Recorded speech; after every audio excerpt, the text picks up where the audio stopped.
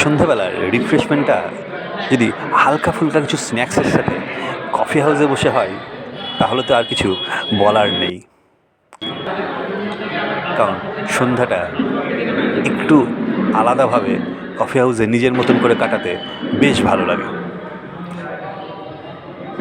কারণ সন্ধ্যাবেলায় হালকা ফুলকা স্ন্যাক্সই যথেষ্ট, বিশেষ করে ফিশ ফ্রাই, অমলেট, আর সাথে যদি একটু কফি থাকে ব্যাস, আর কি চাই, তাই না?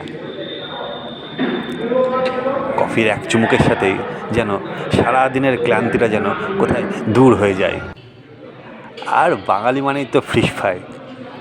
আমার মনে হয় খুব কম বাঙালি আছে যে কফির সাথে যদি এই ফিশ ফ্রাইয়ের যে কম্বিনেশন এটা ভালোবাসে না।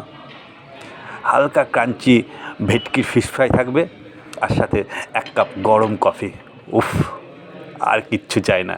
সত্যি এইখানেই বাঙালির সব চাওয়া পাওয়া শেষ। এর যে স্বাদ, যে অনুভূতি, এর ভার মেলা বিরল।